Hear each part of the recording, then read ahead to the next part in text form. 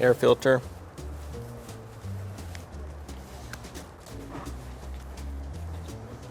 Does this on fine? Is this on? Yeah. I'm Kirby Allison, and I love helping the well-dressed acquire and care for their wardrobes. Join me as we explore the world of quality, craftsmanship, and tradition. A customer sent in this pair of shoes for our dyeing and patina service here at the Kirby Allison Hanger Project. As you can see, he tried to dye these at home, maybe do a little bit of a patina, and it didn't quite work out as he expected. So in this video, we're going to show you how you could do this at home, but if it's something that you wanted to leave to the experts, remember here at Kirby Allison Hanger Project, we have a full mail-in shoe shine program that also includes patina and dyeing work. So there's really a few steps. First, what we're going to do is we're going to strip the shoes using the Decapant, which is like an acetone. So let's have fun with these shoes and see if we can save them. So here we are, we're in the warehouse. I'm doing this outside because the Saphir acetone-based Decapant really is quite toxic. You don't want to be breathing this stuff in. You definitely do not want to do this inside. This is really strictly only outside. For protection, I'm going to use some nitrile gloves. These are thicker than latex, so it'll actually withstand this. And then you'll see me throw on, I've actually got a little bit of a breathing mask also for added protection because I don't want to be breathing this stuff in. But before we get started with that, I've got my trusty heat gun here. And what I'm going to do with this is just try to melt off all of the wax. The more that you can clear the shoe of anything that's on top of the leather, the more effective this will be.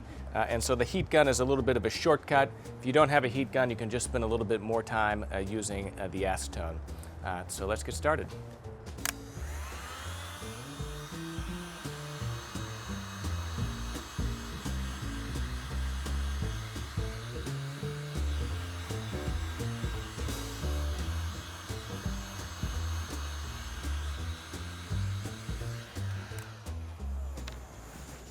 So once you heat that wax off, up, just, really rub it using firm pressure with the chamois.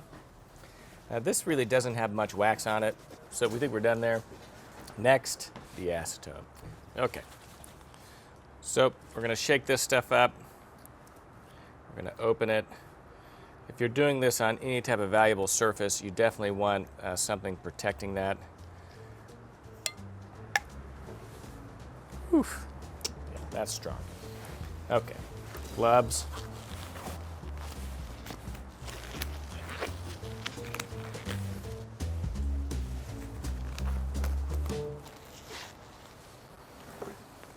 Safety first.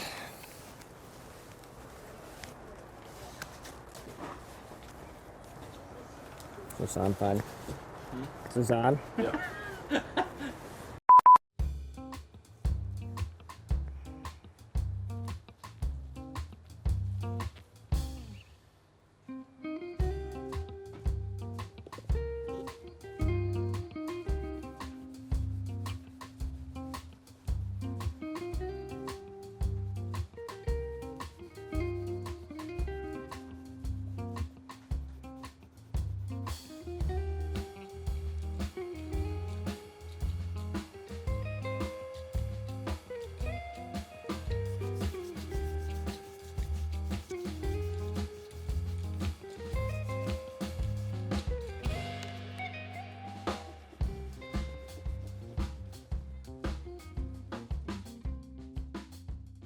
Okay, so I think I've finished stripping this shoe. As you can see, this is a light brown shoe, so you're not going to see as dramatic of a change in color as you would if this was a little bit of a darker color. But you can still see that, whatever it was that we had on this side has been pulled off. And so what the goal here is one, to pull anything that's on top of that leather off, and then to lighten the color of the shoe itself so that it is then ready to take that darker leather dye. So I'm going to go ahead and do this other shoe, and then we're going to let them sit for about an hour, hour and a half, maybe 2 hours for this acetone to fully evaporate off of that leather before we come back and dye it with the alcohol-based Saphir leather dye. Okay, so we're back in the office now. Now what we're doing here is just a simple dye job. We're taking this from a light brown to a dark brown, and for this, what's really great is Saphir has a specific dark brown color So it really takes a lot of the guesswork out of this. There's a few things that I'm going to do first to prepare the shoe. One of the things I like to do is to take some masking tape.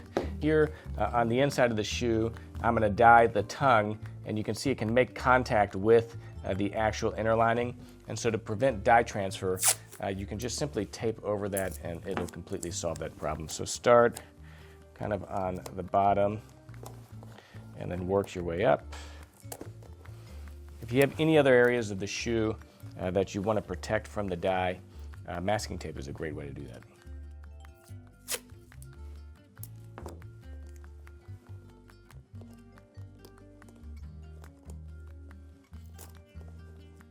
Okay, so that's done. It's just protecting the inner lining of the shoe just to prevent any type of dye transfer.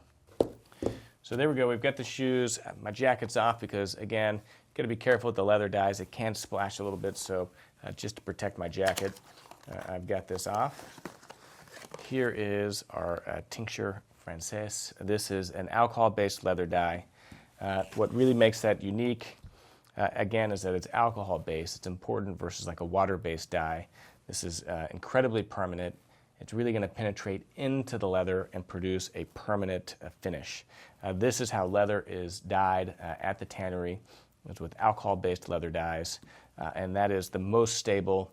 Whenever you're polishing, you don't have to worry about any of your polishes affecting the finish that you create with an alcohol-based leather dye. Water-based dyes, on the other hand, something like the Renomat, or even some shoe polishes with their solvents can affect that finish.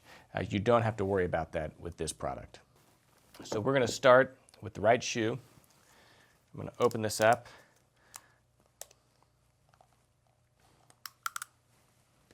I've got my leather shoe shine carpet on my desk here, just protecting this. If I were to, God forbid, spill this, it would prevent that from happening. And then it comes with this cotton kind of, Q-tip or dauber, whatever you want to call it. So here we go. We're going to be very careful. One of the things that you certainly want to pay attention to is you don't want to apply too much. So I'm going to get this in here, but once I get it fully submerged, then I'm just going to take some of that dye off by just rubbing it against the interior of the lid. You don't want it really dripping.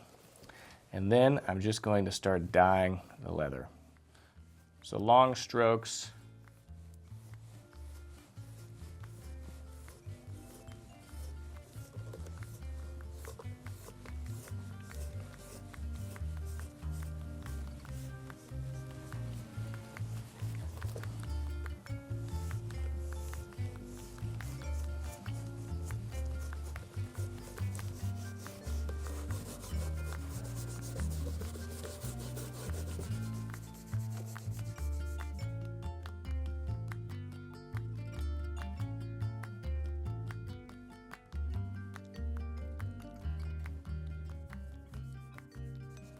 So once you get close to the welt, I like to have a paintbrush close. Again, you can just get some of this off and just kind of along here. It's nice because it allows you to really do that with some precision along the edge. The alcohol-based leather dye is permanent, so you really want to be careful if you get it, like if you want to keep the natural edge of, the outsole, tape over that with some masking tape. Anything that you're really worried about, apply the masking tape to help prevent that.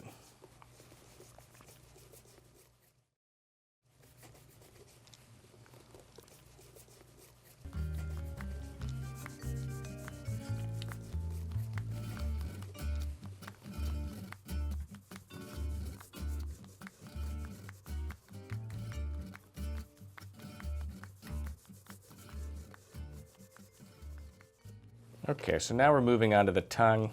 We've got it taped on the inside. One of the things that you can do is pull it forward a little bit. Even that can be kind of difficult. I'm going to push it down.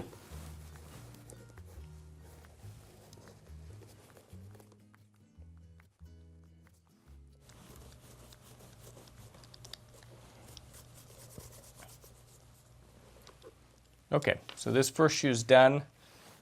We're going to let this dry a little bit. 20, 30 minutes. While that's drying, I will work on the left shoe. Okay, so after my first coat, one of the things I like to do is to just kind of inspect the shoes as this is drying. And if you see any areas that look like maybe that's not even or you didn't get all the way in, one of the things I like to do, I'll dip the paintbrush in the polish and then just take some of the dye out just into the cap. As the bristles spread, especially here near the pinking, it helps push that dye into those small little crevices. So this is another way to just, really get the polish even. Now, if you see some discoloration, like some unevenness, don't worry too much about it at this stage. As long as the polish is all the same color, or not the polish, but the leather dye, once it dries, it should even out as that leather dye absorbs into the actual leather. Okay, so here we are. It's kind of like a mirror shine. I mean, you could go at this forever. The real secret is giving it a little bit of time to rest. So what we're going to do, we're going to see how this dye settles on the actual leather. So we're going to let these shoes rest, and we'll come back tomorrow. Okay, so here we are. We're back in the studio, and you can see the dye has completely dried. It's evened out, and you can see that it looks pretty good. So I'm actually really happy with this. Now, the only way to really validate how the shoe is going to turn and whether or not the dye job was done correctly is to put a little bit of polish on it. So last night, I did that to the right shoe. This is after 2 coats of just using the Saphir cream polish. You can see the pigments of the cream polish really working. It's further saturated the finish of the shoe. It's darkened it. And as I look at this, I'm really happy with the results. So you can see left shoe is with no polish, just the leather dye. And right shoe is after 2 coats of the Saphir polish. So all I used was the dark brown. You can see it right here, and 2 coats. So just so that I can show you all this, we're going to go ahead and do that with this shoe so that you can see that that is in fact what's happened. Now, after you dye the shoe and you're happy with the dye job, you can see that it looks good with 2 coats of cream polish. Then at that point, all you really have to do is a normal shine. So what I'm going to do is use a little bit of Renovateur and then cream polish. I'm actually going to use the cream polish first because I want to get those pigments as much into the leather as possible. So I'm going to apply just a few coats, 2 coats of the dark brown wax polish to these shoes just to really illustrate how important a pigmented cream polish is. And what's going to happen is, one, the pigments are going to help darken the leather, as you see right there, further adding to the finish. And then second, the waxes are going to help really bring the leather to life.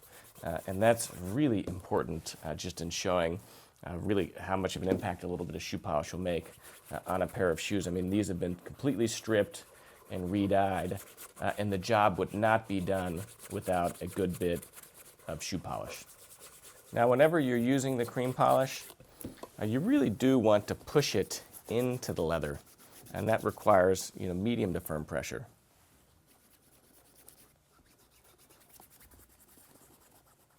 Okay, so there we go.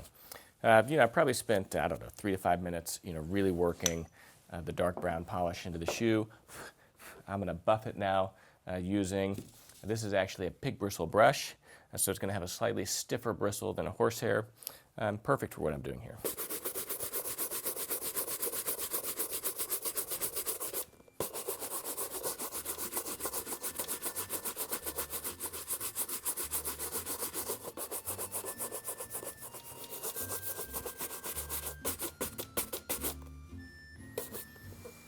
Okay, so a little bit of vigorous brushing, and you can see that these shoes now are matching. So it just goes to show that a little bit of polish goes a long way. And that dark brown really took these shoes where I wanted them to be. I have to say I'm really happy with the direction they're going. So next, let's go ahead and pull this tape off.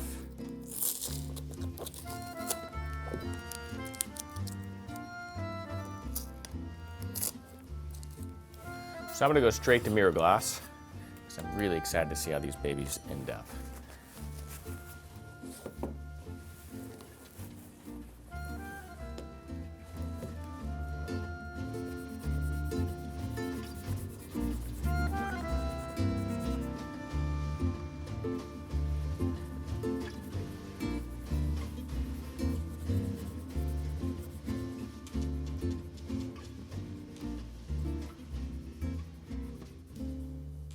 Okay, so here we are.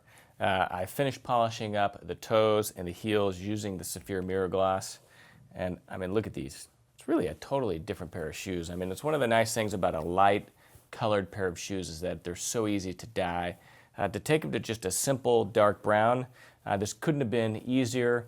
I mean, anyone doing this for the first time, I really wouldn't even worry about it. It's that easy.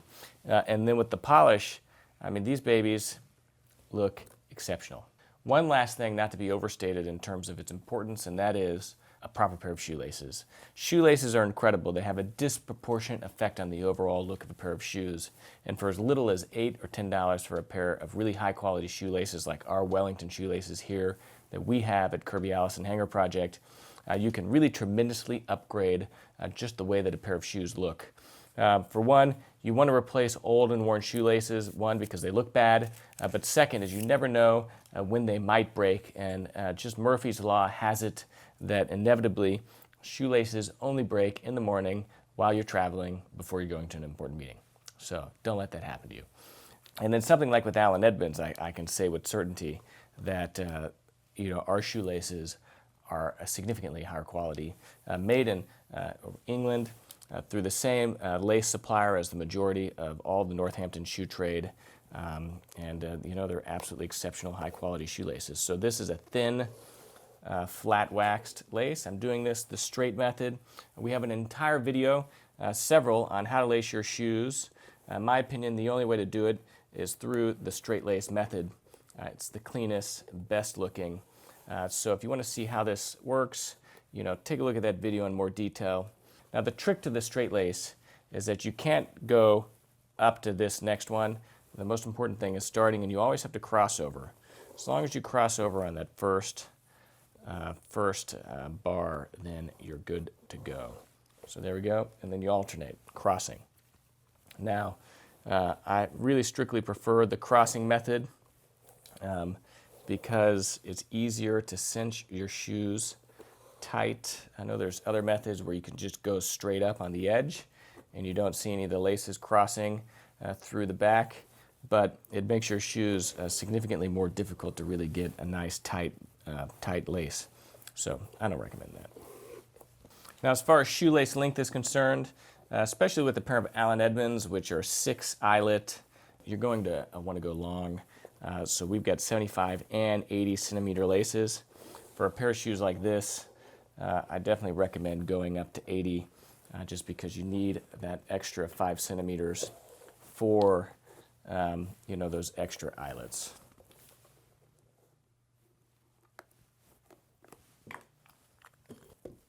So I'm putting shoe trees in because you always want to store your shoes with a good pair of shoe trees.